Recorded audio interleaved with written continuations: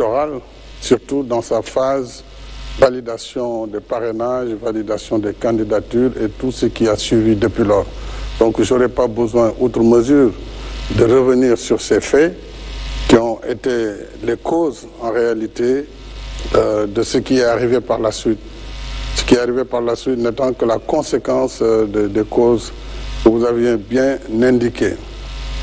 Alors je suis à votre disposition pour répondre à toutes vos questions. Je voudrais d'emblée remercier mes compatriotes qui m'ont fait confiance. Depuis 2012, j'ai été élu à la tête du pays pour un mandat de 7 ans, renouvelé en 2019. Et j'ai prêté serment, en effet, le 2 avril 2019, ce qui fait que le 2 avril 2024 sera le terme de mon mandat à la tête du pays et la fin de ma relation de contrat avec le peuple sénégalais en tant que président de la République. Je voudrais que ce débat soit clairement tranché. C'est un débat qui n'aurait pas eu lieu d'ailleurs, qui n'a pas lieu d'être, mais comme malheureusement dans notre pays, tout le monde est expert en tout, et qu'on a voulu non seulement me faire un procès sur des intentions de faire un troisième mandat. Ce troisième mandat, on a vu que je n'en étais pas candidat. On a dit que je voulais rester à la tête du pays et j'ai dit très clairement et très nettement que le 2 avril, ma mission se termine à la tête du Sénégal. Donc au moins, il faut que cela soit très clairement étayé. Maintenant, le reste du débat, nous pourrons revenir aux besoins sur les différentes étapes par rapport à l'ensemble des aspects que vous venez d'évoquer.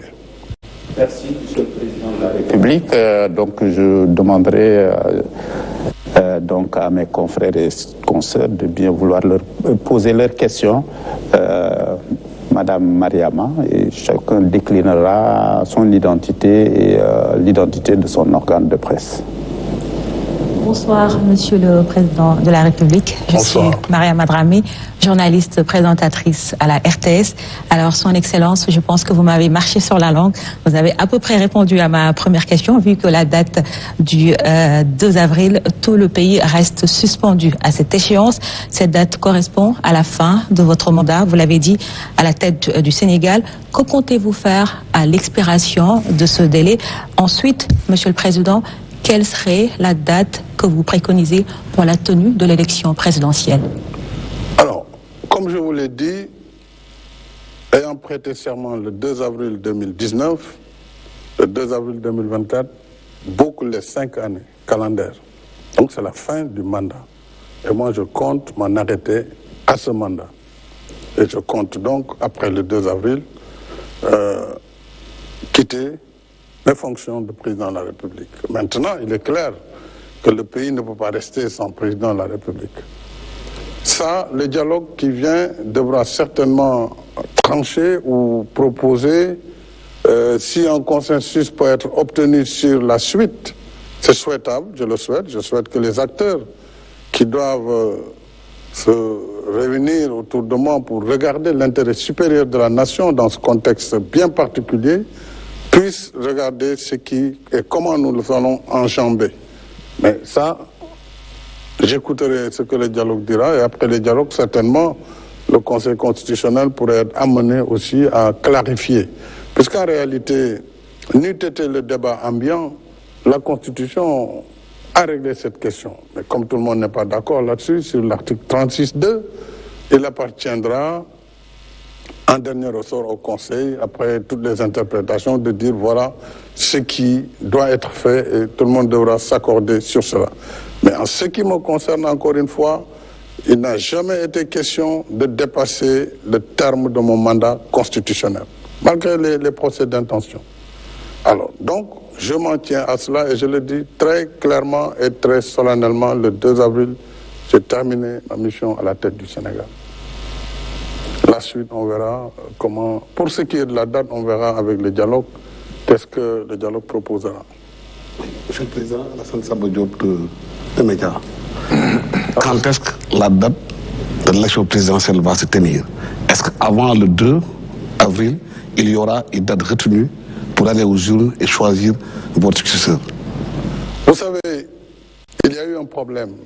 N'eût été ce problème, le 25, on serait allé au vote. Si on avait voté le 25, il est clair qu'avant le 2 avril, tout le processus électoral allait être terminé et donc il n'y aurait eu aucune difficulté à ce que le nouveau président élu, à partir du scrutin du 25 février, puisse prêter serment le 2 avril. Maintenant, nous ne sommes plus dans ce cas. Le Conseil l'a clairement dit, après avoir annulé la loi et le décret qui était pris sur la base de cette loi. Donc, le Conseil clairement a indiqué aux autorités compétentes, en premier chef le président de la République, parce que c'est lui qui doit prendre le décret convoquant le collège électoral et fixant le décret fixant la nouvelle date. Mais ce décret ne peut être pris avant que la concertation nationale ne se réunisse. Et j'ai convoqué cette concertation nationale le lundi.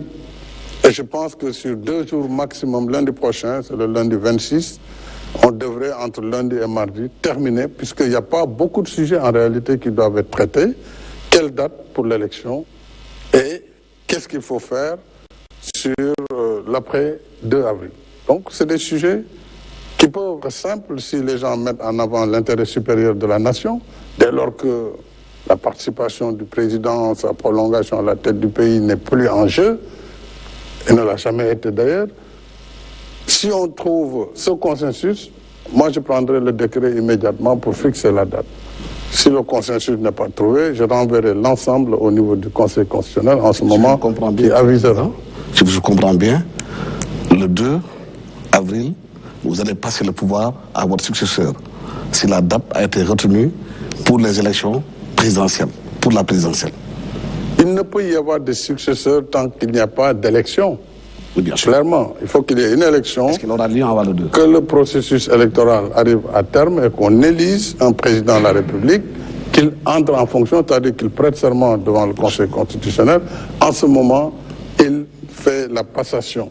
Mais ça, si c'est avant le 2, si on arrive à le faire avec des mécanismes qu'il faut trouver, parce qu'il y a quand même le code électoral, il y a un certain nombre de lois qui définissent des termes, il faut peut-être trouver le mécanisme de passer outre. En ce moment, oui, il serait possible que moi je passe le témoin au président élu, ou en tout cas, si le processus ne finit pas aussi et qu'il y a un second tour, le président élu prendra le témoin du président qui fera cette transition entre le 2 avril et la date de l'élection et l'installation du nouveau président. Parce que la contestation au niveau des...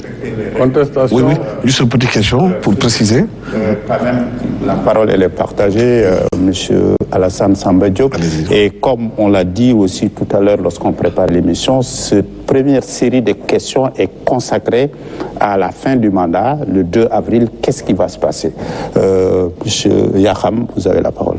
Merci Racine Talla. Bonsoir Monsieur le Président de la République. Bonsoir Yakham. Monsieur le Président de la République, nous sommes le